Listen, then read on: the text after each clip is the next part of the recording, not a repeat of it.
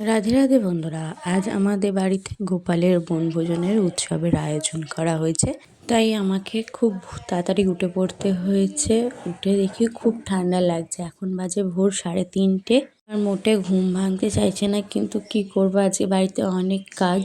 তাই উঠে পড়ে আগে নিজেকে কভার করলাম। দেন বাইরে গিয়ে দেখি এরকম ঘুটঘুটে অন্ধকার চারিদিকে। বাড়ির সবাই বসে পড়েছে আনাজ কাটতে। আগের দিন রাত্রেও অনেক আনাজপাতি কাটা হয়ে গিয়েছিল, কিন্তু যেগুলো বাকি ছিল সেগুলো নিয়েই সবাই বসে পড়েছে কাটাকুটি করবার জন্য। আমার এটা ভেবেই খুব আনন্দ হচ্ছিল যে সারাদিনে কত লোকজন আসবে, কত গোপাল আসবে আমাদের বাড়িতে আজকে ঘুরতে। সবাই কাজ করলেও পিকু কাজের মধ্যিখানে ফাঁকি মেরে ফোন ঘাঁটছিল।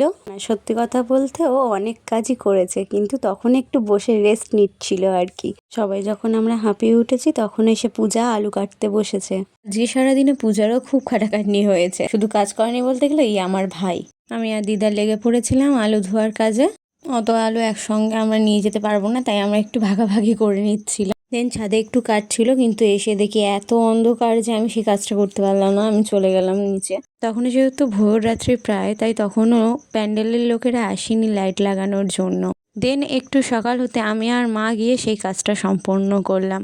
আমি, কুট্টু আর পিলু চলে গেছিলাম ঘর সাজানোর কাজে। তোমরা কিন্তু কমেন্টে জানিও যে আমাদের ঘর সাজানোটা কিরকম হয়েছে। এদিকে আমাদের রান্নার ঠাকুর চলে এসেছিলো, আর আমার বাবা ওখানে বসে পাহারা দিচ্ছিল। আর আমাকে দেওয়া হয়েছিল সমস্ত মশলা পেস্ট করবার জন্য। লাইফে ফার্স্ট টাইম আমি এত মশলা পেস্ট করেছি। মা এদিকে ভোগের সমস্ত কিছু রান্না করছিল, আর এদিকে এক এক করে আমাদের বাড়িতে গোপুরা এসে হাজির হচ্ছিল।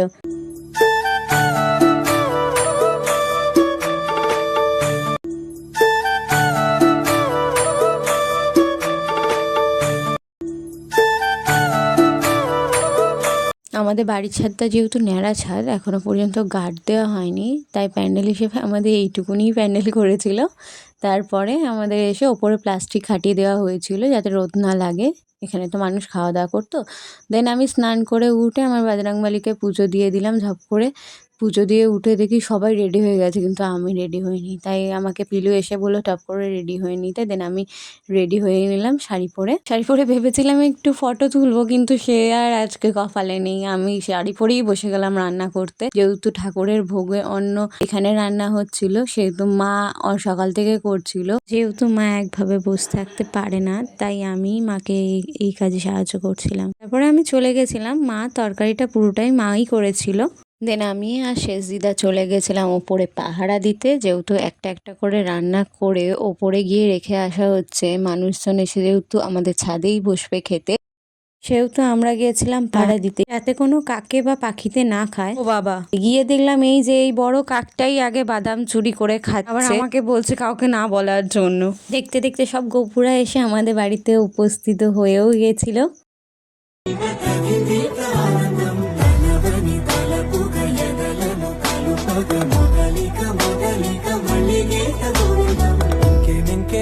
కావాలే చాలే ఇది చాలే నీకై నువ్వే వచ్చి వాలావే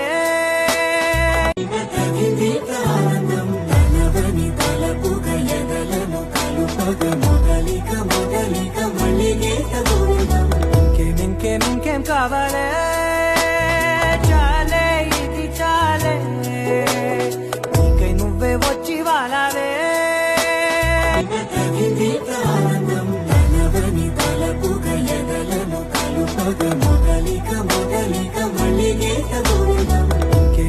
ఇంకేం కావాలే చాలే ఇది చాలే నీకై నువ్వే వచ్చి వాలావే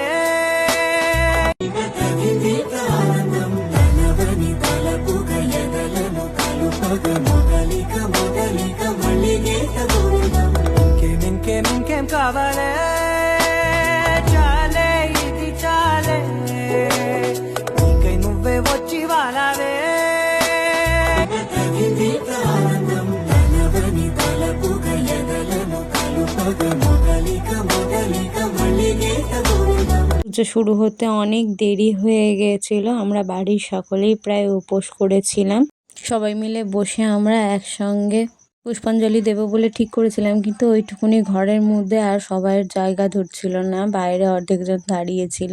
পুষ্পাঞ্জলি দেওয়া হলে সবাইকে প্রসাদ বিতরণ করে আমি চলে গিয়েছিলাম খাবার দিতে, যেখানে সকল মানুষ এসে উপস্থিত হয়েছিল। সেখানেও আজকে সবার জন্য নিরামিষ ভোগের আয়োজন করা হয়েছিল। আমি, মামা, ভাই আর বাবা 4 জনে মিলে খেতে দিচ্ছিলাম সবাইকে। সঙ্গীতা এদিকে ভিডিও বানিয়ে দিচ্ছিল। দেন খাওয়া দাওয়ার পরে সবাই যে যার গোপাল নিয়ে বিকেল বিকেল বাড়ি চলে যাচ্ছিল। আমার খুব মন খারাপ করছিল, তাই এই গপুদের নিয়ে ফটো তুলছিলাম।